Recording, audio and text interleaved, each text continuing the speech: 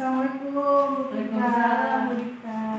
Ya, sekarang Bu Pika ngajar di kelas berapa ya? Di kelas 1. Kelas 1. Kira-kira kelas 1 berapa jumlahnya tuh? 40 anak. Oke, kalau besok pelajaran apa? Besok itu pelajaran Pancasila sama Pancasila. Pancasila. Kira-kira saya bisa masuk di jam berapa nih?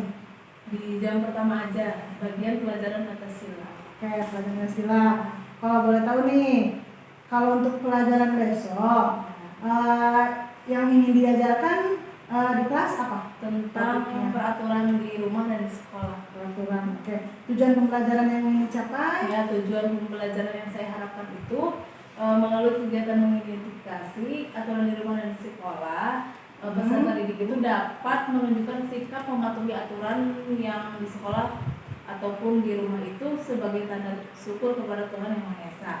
Nah, yang selanjutnya melalui mengamati contoh gambar peraturan di rumah dan di sekolah, peserta didik dapat melaksanakan aturan maupun di rumah dan di sekolah dengan bimbingan guru dan orang tuanya. Berarti fokus ke peraturan di sekolah dan di rumah ya. Oke.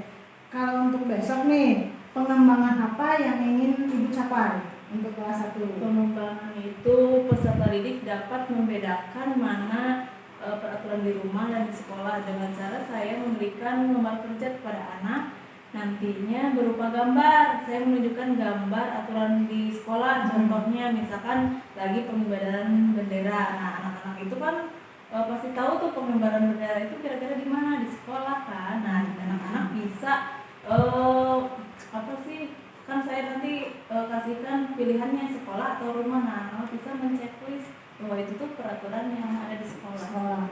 Berarti kita memberikan tema kepada anak itu aturan di rumah dan di sekolah. Anak menanggapinya dengan cara memberi tanda ya di lembar kerjanya. Oke. Untuk strateginya, kira-kira strategi yang akan Ibu siapkan apa nih untuk besok? Untuk besok saya akan menyiapkan gambar-gambar peraturan di sekolah dan di rumah melalui tayangan Infokus di kelas. Jadi gambarnya ditayangkan ditayangkan di biar jelas. Nanti kita kasih dulu anak ini gambar apa begitu ya? Iya. Ya udah, selanjutnya kita lihat besok. Ya, observasinya nanti tunggu saya di kelas.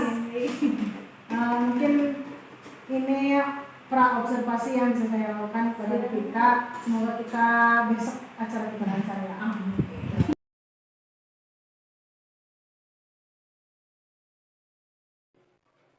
Assalamualaikum Pika. Gimana kabarnya? Ibu? Ya, kita sudah melewati observasi, terus observasi di kelas ya. Bagaimana perasaan Ibu? Apakah ada yang menjanggal gitu, atau ada yang ingin didiskusikan dengan saya, atau ada yang merasa ini kelas saya itu kurang ini atau kurang itu gitu. Boleh didiskusikan. Saya tentu bertanya Bu, saya itu mempunyai satu masalah yang saya perhatikan di kelas 1. Jadi ada beberapa anak di kelas 1 itu memiliki kesulitan dalam membaca.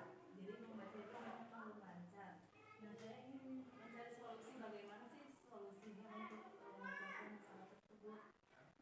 Jadi tujuan pembelajaran diskusi hari ini gitu ya, Ibu ingin membahas tentang bagaimana menghadapi anak yang kesulitan dalam membaca, khususnya di kelas 1 ya Bu ya.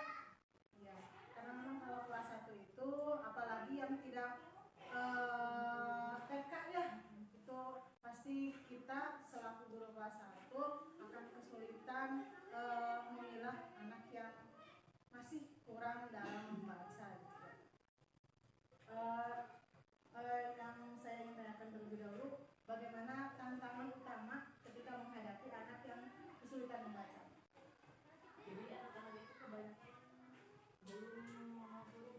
Jadi dari A sampai Z itu kayaknya anak-anak itu ada yang sudah hafal secara lisan tapi tulisan belum bisa. Jadi kesulitan yang mengenali huruf pun masih kesulitan. Saya diri pun agak kurang maksimal. malu-malu Iya, gitu ya, iya. karena percaya dirinya kurang, jadi ke depan pun dia sulit karena mungkin dia merasa huruf saya belum apa, apalagi saya harus membaca gitu, mungkinnya dari situ. Kalau mungkin yang pernah ibu lakukan, hal apa saja yang pernah ibu coba di kelas untuk menghadapi tantangan-tantangan? Ya sudah mencoba dengan metode misalkan yang pembelajaran yang menyenangkan, misalkan ya kadang sambil bernyanyi suka itu, terus membaca apa sih, mengenal permainan huruf juga pernah Ya. Kalau sudah berarti berapa metode ya Bu ya? Bernyanyi, huruf itu sudah pernah ibu lakukan. Tapi perasaan ibu bagaimana setelah melaksanakan metode itu? Saya merasa apa sih,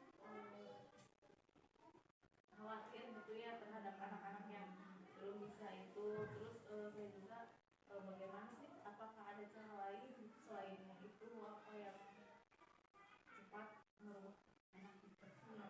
Karena mungkin memang kalau menghadapi anak yang kesulitan membaca itu kita harus dari nol dulu ya, dari mengenalkan huruf dulu.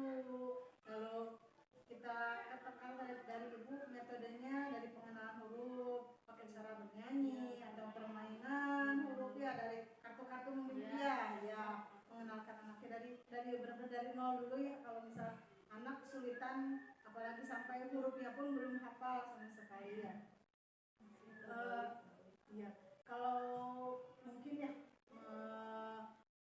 menurut ibu apa yang bisa diambil hal-hal atau langkah-langkah yang konkret yang bisa ibu ambil dalam membantu kesulitan mereka ini? Ya mungkin bisa dengan cara memberikan latihan yang lebih struktur lagi, jadi anak-anak itu dibagi ke dalam kelompok. Nah dengan dibagi dalam kelompok itu anak-anak akan lebih fokus lagi. Terus saya juga akan dapat memberikan perhatian lebih kepada anak-anak.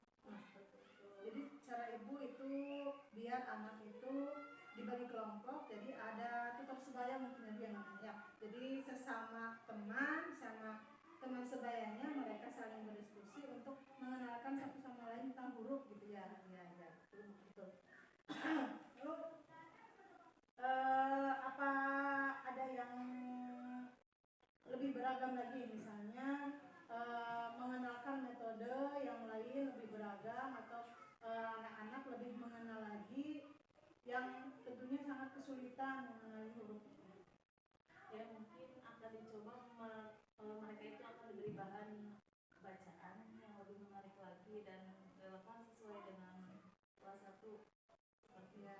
Berarti menggunakan bahan bacaan yang lebih inovatif, beragam gitu ya. Jadi juga ada permainan kata, terus juga mengenal huruf gitu ya.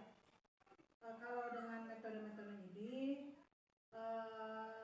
dengan rencana-rencana yang akan ibu lakukan, apa yang perlu ibu siapkan?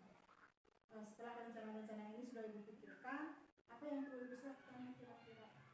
Mungkin mulai dengan merencanakan sesi kelompok kecilnya dulu, dibagi dulu, terus menyiapkan bahan bacaannya yang lebih menarik, yang sesuai dengan bacaan-bacaan anak kelas 1, terus dengan media-medianya yang juga dipersiapkan. Tentunya mungkin waktu ya Bu ya, dari waktu persiapannya, karena mempersiapkan segala sesuatu itu tidak semudah kita udah besok mengajar ini, kita udah besok ini aja lah gitu kan. Ya waktunya harus kita sesiap mungkin, bisa sehari atau mungkin seminggu ya kita mempersiapkan segala sesuatunya. Apalagi dengan tadi ibu ingin metodenya dengan bacaan yang beragam gitu kan, satu siswa dengan satu siswa yang lain gitu ya. Kalau ingin beragam jadi harus mungkin berbeda juga ya Bu ya. Atau dengan cara permainannya harus menyiapkan kartu juga, atau dengan nyanyiannya berarti kan harus menyiapkan nyanyiannya juga. Jadi pasti itu waktunya yang dibutuhkan tidak sebentar ya Bu ya. Dari waktu itu ide yang bagus juga. Ibu berarti sudah paham apa yang akan ibu lakukan, rencana-rencana yang ingin ibu jadikan strategi agar anak bisa dengan mudah atau juga ya sedikitnya bisa memahami huruf dulu mungkin ya, karena kan kalau dilihat dari pencapaian kita tidak boleh harus kita punya strategi ini lalu pencapaian harus berhasilnya sampai anak bisa membaca atau sampai lancar gitu ya, karena membaca itu memang suatu kesulitan dan tiap tahun pasti ada ya Bu ya, bukan hanya di kelas 1 ya Bu ya, bahkan di kelas 4 di kelas saya pun masih ada ya 2 orang yang belum bisa membaca. 2 orang itu ya kalau di kelas 4 kan waktu kan terbatas ya dalam, karena kita belajar full dari setengah 8 sampai jam 12 kita mengajar dan pembelajaran diutamakan untuk mereka yang harus sudah bisa membaca kalau di kelas 4. Jadi tidak ada waktu khusus untuk membelajarkan membaca. Tapi kalau di matematika anak tuh bisa menguasai karena angka yang ditujukan bukan huruf. Terus kalau misal penjumlahan ratusan nih, ada caranya tersendiri. Ya, bilangannya dari satuan dulu, tambahan yang puluhan lalu ke ratusan gitu. Jadi anak bisa mengikuti yang kesulitan membaca pun bisa mengikuti karena kurikulum sekarang membuat pembelajaran lebih dimudahkan untuk anak-anak yang kesulitan. Tapi kalau bahan bacaan seperti pelajaran Indonesia, IPA, bahasa Inggris, ya bacaan semua ya pasti mereka kesulitan, sudah pasti kesulitan. Iya. Paling ujian kosong. Iya. Itu. Kalau matematikanya mereka bisa, tapi di pelajaran lain memang susah. Karena membaca itu memang utama ya, harus dikuasai anak. Tapi karena kita juga sebagai guru tidak bisa memaksa anak harus bisa semua membaca, karena juga di tahun sekarang sudah dihapuskan ya tes calistung masuk SD itu sudah dihapuskan, jadi ya sudah